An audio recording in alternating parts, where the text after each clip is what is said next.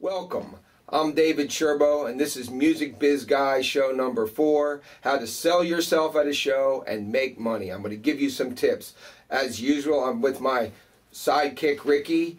I've got my director, Cecil B. Domesic, behind the camera. And again, our sponsor is mptracks.com, the user-generated booking utility that every band in the world should be using.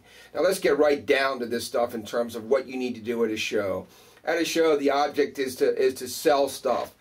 We call that merchandise if you don't already know it. We're talking CDs, shirts, other trinkets that you think your particular following may be interested in. Let's talk from the beginning. When you're coming to a show and you're dealing with selling merchandise, the band or the singer-songwriter, the soloist, whatever, they have to be in a mode where they want to sell stuff in addition to being the engaging performer that they think they are. This is a sales game because it's about making money. Quite often when you're opening up for another act or you're playing in a venue where you're not making much money, the only way you're really going to survive is by the amount of merchandise that you make. I knew bands that went on tour this summer where all they cared about is if there was 50 people in a room, then they felt they could sell enough merchandise to those people to pay for their hotels and their gas for a band of 4. That was pretty incredible. So this is what you got to do. When you get to your shows, you have to have a well thought out merchandise campaign. You need to make a merchandise presentation situation. There are things on the internet where you can find out how to build these things that fold into each other so that they have like leaflets, you know, they fold into each other. And you can post up your shirts and make a nice presentation. All you got to do is unfold it when you get there at the table, set yourself up and get rolling.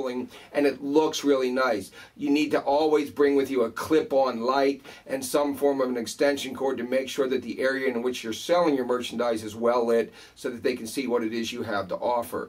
Now when the band or the artist gets on stage, they have to be focused at some point during their set in making a sales pitch for the stuff that they're trying to sell.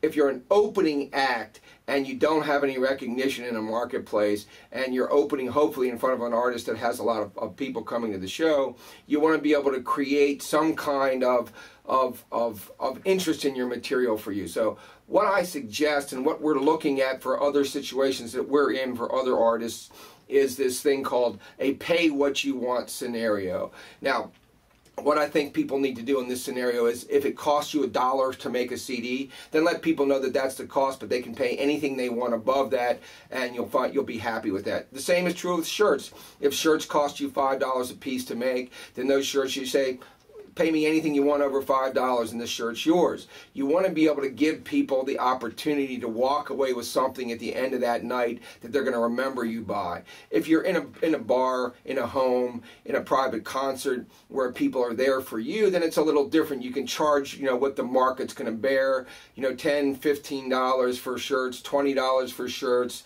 $5, $10, even $15 for CDs if you're really popular. But this particular show is going to focus on what these new bands really need to do. Now, every band, you know, if you're there, remember people need to be engaged by you if they like you, like who you are, like your personality, like your charisma.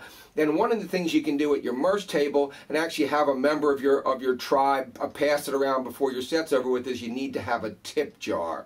Now why is that? Because most bands aren't getting anything to come in to open up for other acts, and if people like you and you do a set that blows them away, we'll talk about that in a second, if you do a set that blows them away, then you can say, hey, we don't make any money playing in front of this group, so we really need you to be looking at our merchandise. Go over there and see this particular person who's selling it for us. And by the way, we're walking through the crowd right now with a tip jar, and if you feel like we did a really good job, maybe you can throw a couple bucks in for us and help us out because we got to pay for gas and for motels.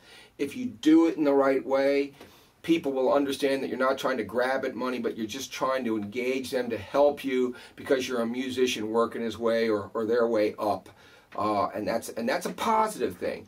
When you're on stage, if you're doing a beginning situation, and you're opening for somebody where the crowd doesn't know you, you want to just do a short set, 20, 25 minutes. You want to put the most impactful songs, the ones that if someone were to say were your hits, so to speak, you know, in the right order where they make the most impact, have the most presence, and blow people away, because you want to walk on the stage, blow them away, say something about who you are and what you're doing, talk about the merchandise that you're selling and the tip jar that you're putting out there, and get off the stage. And the second you get off the stage, just like you should have done before you got on, you want to be walking through that crowd, introducing yourself, handing them a postcard, you know, full color postcard. They're very cheap. You can get them for $65, $1,000. If you buy a couple thousand at a time, you can get them for much less. They're great tools. You can either have your tour schedule on the back of them, plus band pictures and things like that, or if you're moving around and you're touring on a new artist situation where you're actually out on the road with somebody, then we would suggest putting an exclusive download on the back of that particular card, so that when they get that card, they can go to a specific site, put their email address in and get a download or two, or free pictures, whatever you can give them from that place that they can't get someplace else, making an exclusive feeling. You're trying to build your fan base and trying to get fans that are into you and get that exclusivity feeling rolling with them. That's one way that you can really start to build a base and make money. So whenever you get the opportunity to open up for somebody that has a big following, you want to get in there. You want to do a pay what you can kind of scenario, so that you can get as much of your merchandise, your CDs, your cards into people's hands, so they can become more and more engaged as your fan. The final thing that you need to consider is the designs that you're using for your various merchandise. You can't just put something together on a shirt that you think is going to make sense and then throw it out there. You've got to look and see what the marketplace is doing.